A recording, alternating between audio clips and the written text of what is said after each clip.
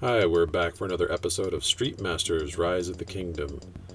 Today we're going to be looking at a kind of complicated fighter by the name of Brandon. If he looks familiar, he should. He appears to be based on the most famous martial artist, at least in the Western world, of Bruce Lee's family. Bruce Lee's son was named Brandon, and the yellow and black outfit is similar to the one that was worn by Bruce Lee in Game of Death. Arguably, the most famous thing about Bruce Lee was his ability to take down opponents much larger than him, using precision, skill, and speed. In order to use Brandon correctly, you're going to have to use that same ideology.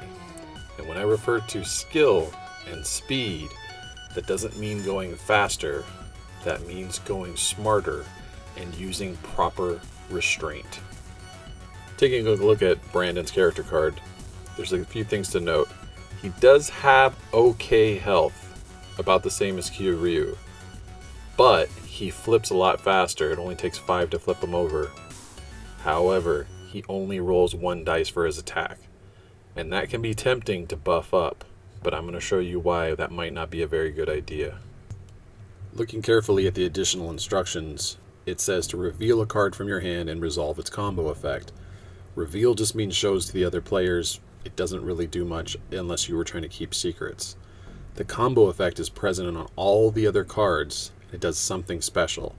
The most important one is Bite Back. Gain a defense of your choice and deal general damage to each enemy engaged with him. If you just have attacks on the brain, you're not going to see the most important part of that combo effect. It has to be in your hand. Brandon has a lot of great cards, but your only way to heal and the best way for you to gain defense tokens are going to come from your attack chaining into a combo card that you have in your hand. It is not easy to be able to use a combo card in your discard pile. So the best thing for you to do is resist the temptation to put down a tactic. Keep everything you can in your hand until you at least get some duplicates, then start worrying about damage.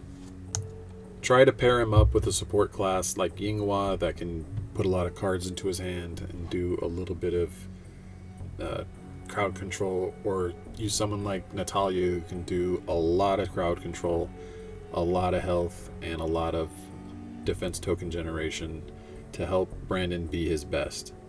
If you have any other questions, if you have any suggestions, go ahead and let me know. As always, I'll give credit where credit is due.